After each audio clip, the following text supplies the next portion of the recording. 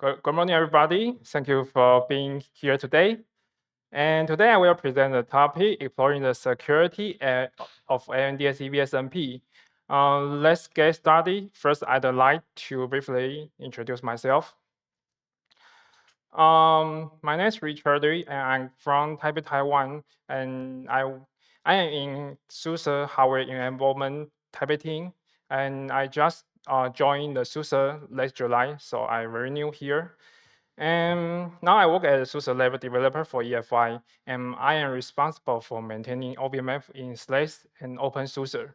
And OVMF is open virtual machine firmware, and it's open source firmware in dedicated open source project. It provides a low-level system code that enable your virtual machine to boot through UEFI. So I often to focus on boot flow, security boot, and confidential computing. Today, I will talk about the topic about the confidential computing. And I want to ask who here has heard of confidential computing? Please raise your hand if you have. Oh, nice. Okay. Looks like a few of you are already familiar. For those who are not, no worry. I also will be covering the background of this topic. And for the confidential computing, its main goal is to protect your confidential data, include your AI model, data, and application, and running on your virtual machine's memory. If your host is compromised by the hacker, it can avoid to leak your virtual machine's memorization and avoid to leak any sensitive data. And it's trust execution based. I will explain it. And hardware is there are hardware and host operating system and hypervisor running on the hardware. Hardware is a server, and host operating system is our operating system like Slash. And hypervisor is such as QEMU or Lever. And they are when you use hypervisor to create a virtual machine, we define here is guest operating system. And traditionally, if we use a guest operating system, we just trust it in each layer. But under the confidential computing, it assumes if your host operating system or hypervisor is compromised hacker, it can avoid to leak your virtual machine's sensitive data. So it untrusted your host operating system and hypervisor. So this is the main concept of confidential computing. And if you are a host manager, without confidential computing environment, your confidential data stored in the guest operating system, we can treat it as just like a white box. So you can access your memory guest operating system's memorization and leak some confidential data. But if in the confidential data, if you are a host manager, you cannot touch your guest operating system's memorization. So it can avoid your data leak. But confidential computing often need to require a combination of hardware and software. So there are many software vendors has provided their own confidential computing technology, such as Intel TDX, AMD SEV-SNP on confidential computing architecture, IBM Secure Execution for Linux, and NVIDIA confidential computing. And with this hardware provider, they deliver we can also with this hardware provider offering this technology cloud provider have also start offering its confidential computing service. So now we can access on the Azure and AWS and Google Cloud. And next, we will go to explain AMD SEV-SNP. It is a relative mature technology within the open source ecosystem. So we use this as an example to explain confidential computing. And let's recap this trust execution box. Originally, each layer is untrusted. So for the hardware level, it uses remote attestation to make hardware to be trusted. And for the guest operating system, it provides its unique strong isolation technology to change it to trust it. And what type of technology I will explain it later. And for the remote attestation, in the AMD SEV-SNP is hardware provider and the security processor is we call it AMD SP. And when your hypervisor create a virtual machine, and it will request a attestation report to the AMD SP. And then AMD SP will provide its attestation report to the virtual machine. And this attestation report include AMD SP's public key, and then your VM will send your attestation report to the remote party. It is a server can verify your attestation report. Now it is owned by the AMD, so they can verify this hardware is exactly made by the vendor. So they will provide some protect information about this key hardware. So then you will get this public key and know its AMD SP is exactly made by the vendor. Yeah. So we are going to the trust execution base for the guest operating system. It is I will explain its strong isolation.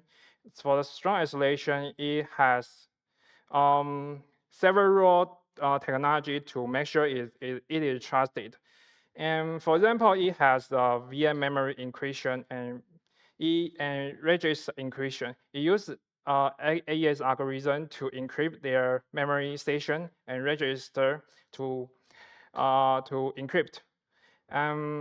And it also add a reverse map table. Reverse map table is in our traditional table work, we translate our virtual address to the physical address directly. And reverse map table is add after your physical address. When your guest or operating system create a page, and its page is translated to the physical address, and it will keep into the reverse map table, and it will mark this page is belong to the guest operating system. So if a hypervisor want to access this access, it will because it's not have a privilege, so it cannot access guest operating system's page. So it will change the page full, and it added page trans.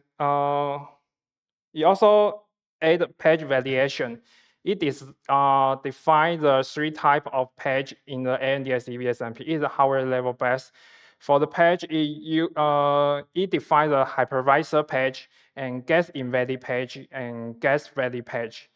When your hypervisor create a virtual machine, the page will from the hypervisor page become to guest invalid page, and then hardware will change your p-valid instruction to change page property from guest invalid to guest valid.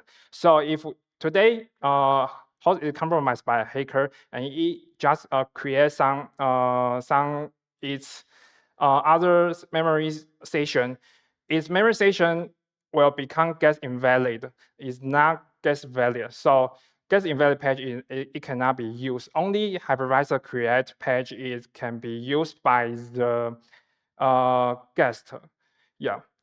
And next one is virtual machine privilege levels. It extended x86 standard page from ring 0 to ring 03. It add a VMPLO 0 to VMPLO 4. This privilege level only used by virtual machine, not by host. So the So so if you create a SEV-SNP VM, it has own privilege level. It will not use your host privilege level.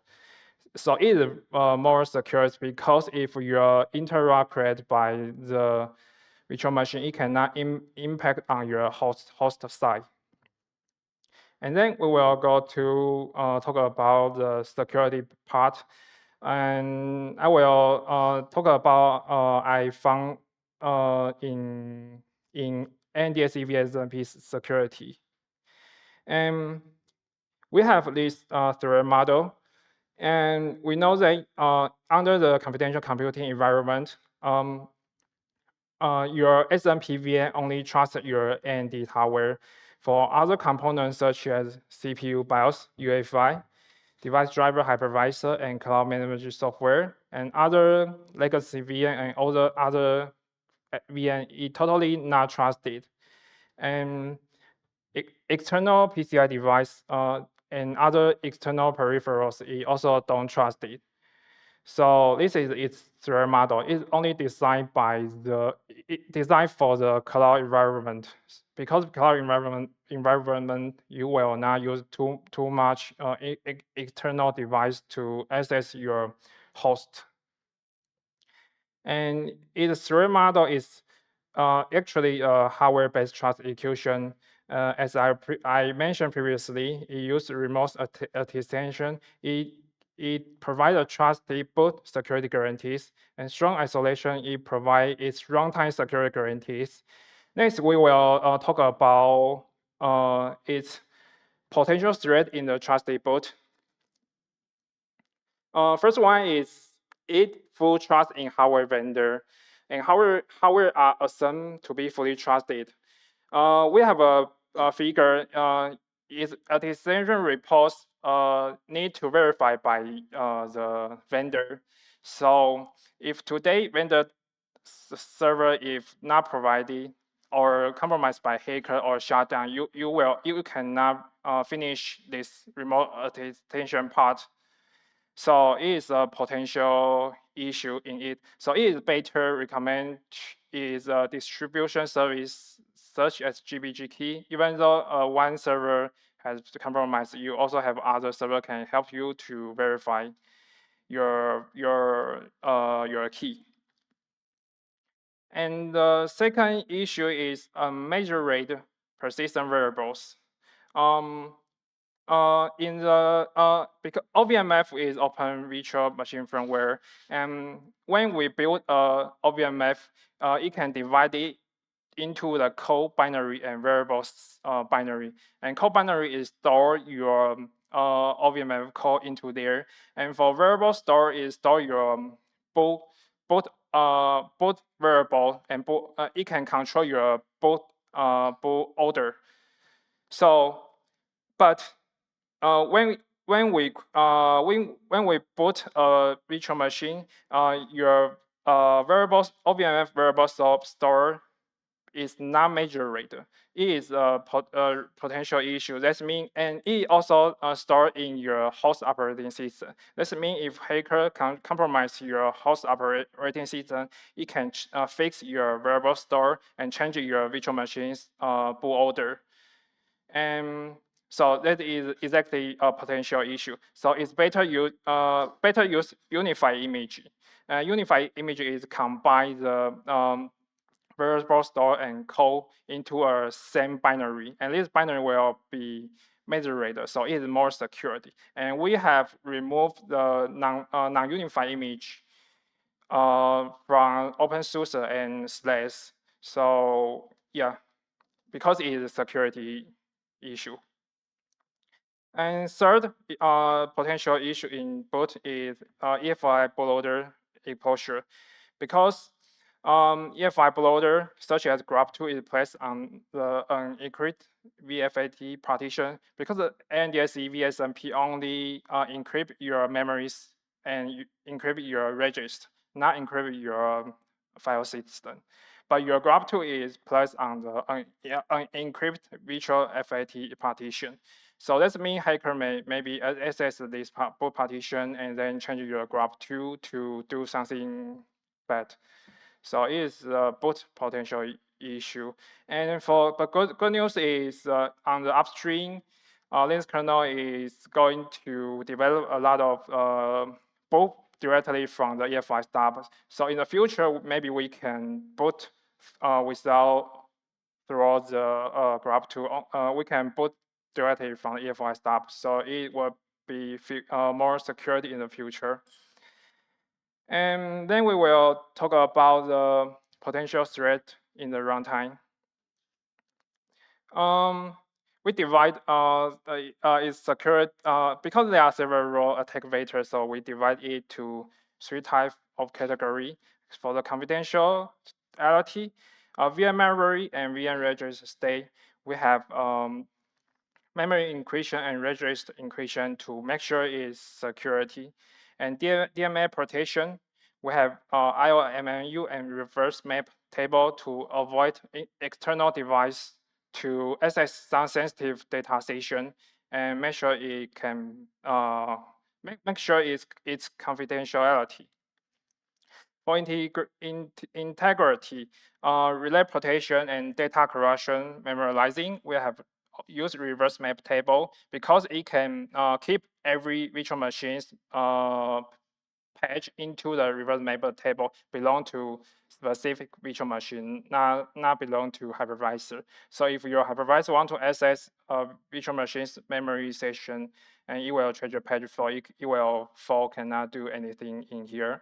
And for memory mapping attack, it has page variation to because if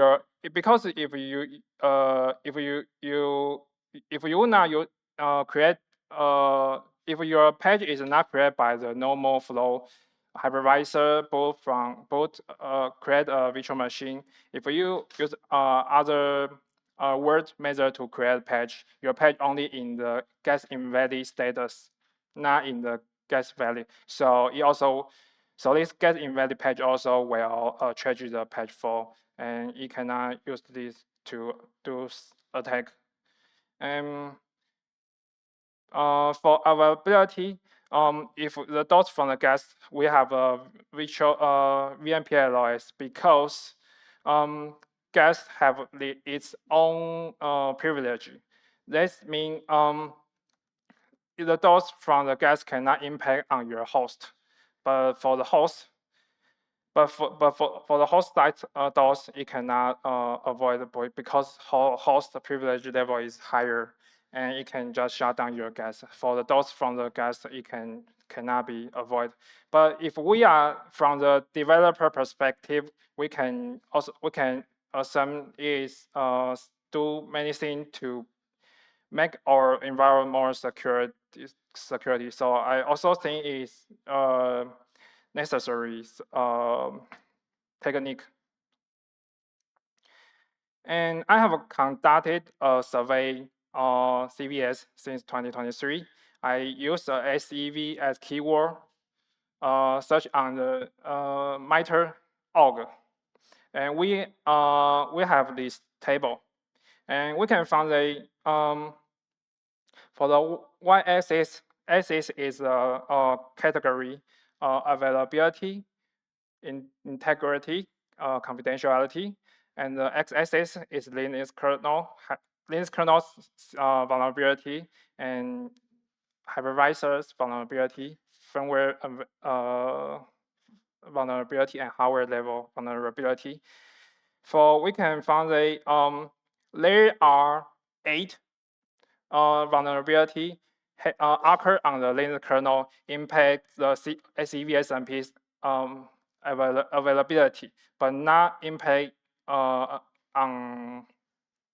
confidentiality. So this means Linux kernel's vulnerability about the SEV-SNP only impact its availability, but maybe not data leak potential threat in here.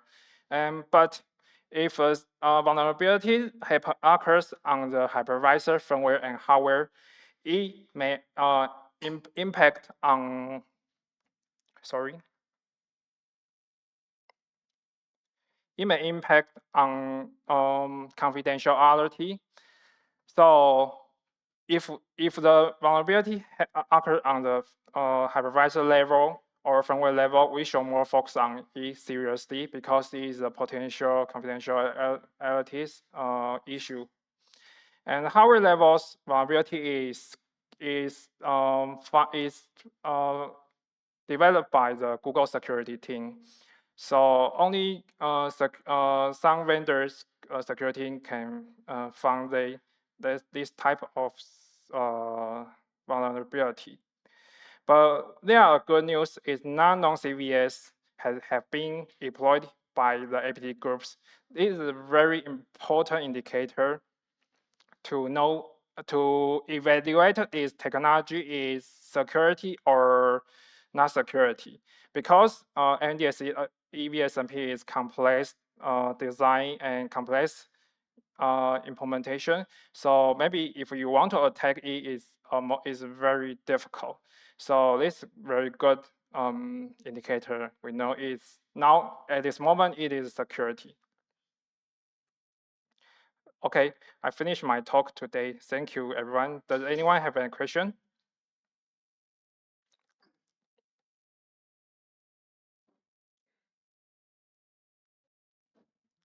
Okay, I have one question I have always wanted to ask about the register encryption. So now a register is simply 64 bits, very, very small. And I wonder if I sample the register value repeatedly and I see the same value encrypted, does that mean the actual unencrypted value was also identical? Sorry, could you repeat again? Okay, so I take it that the register value is encrypted. Now, what I encrypted, encryption. Encryption. Yeah, you on the host side. Okay. Now, what I do from the host is I don't really care about the value, but I sample because I can read the register value.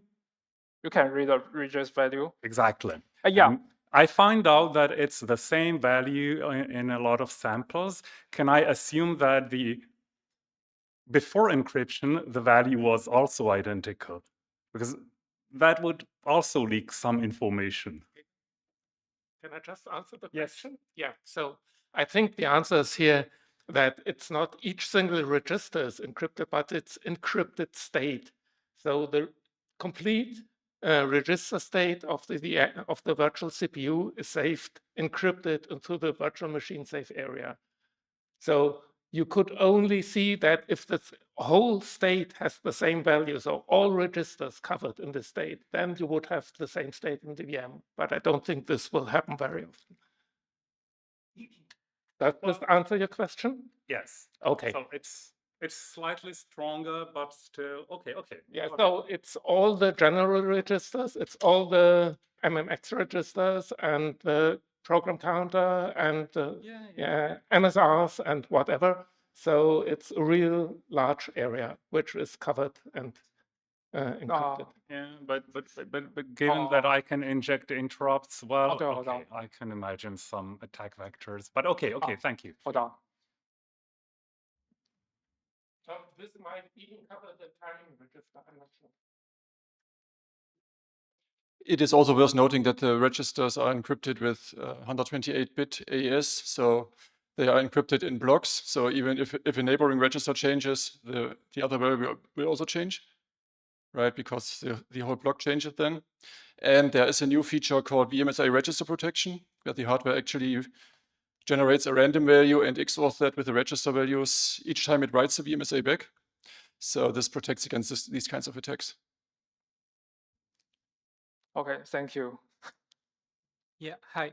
Hello. So there is a slide where you are describing potential threats about I guess that you are talking about the guest, the VM.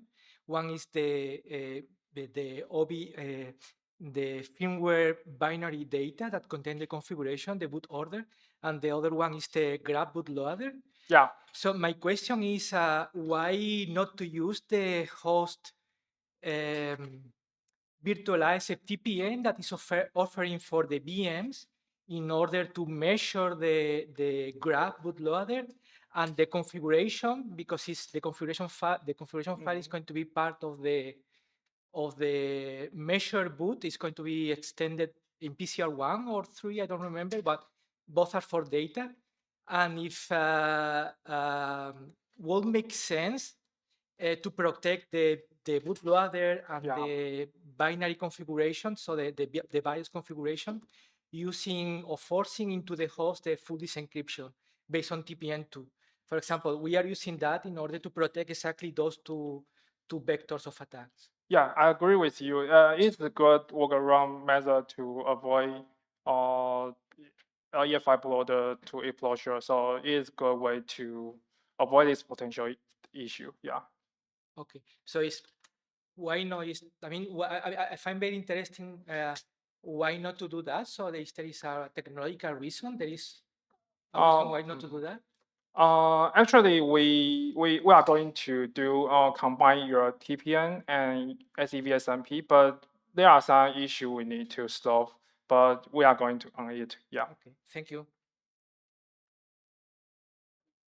So to add something to the answer, in confidential computing, any host emulated TPM is not trusted. So you cannot trust any measurements you store in a host emulated TPM. We need to put a software stack where the TPM actually runs within the confidential VM itself, which is basically based on the VMPL technology. So, and when this is ready, we can actually make use of this whole TPM stack in the confidential VMs and actually get to a full measure boot from the hardware measurement as the root of trust. So.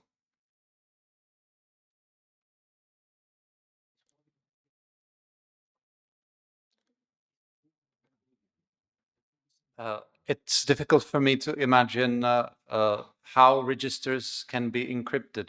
I was thinking about it. Isn't it about the privilege level, or because the hypervisor has probably the CPU in a different mode? I don't know how these are called. So basically, from this mode or privilege level, they seem encrypted, but from the privilege level of the guest, they aren't encrypted. Is this something? Does it work this way? Yeah. This register encryption is in the virtualization in the vCPU. So it's not like our host operating systems registers. So only emulate with vCPUs in the VM. Yeah, only encrypt. It is not encrypted on your host side. Yeah. Well, okay. I see. Okay. Time's up.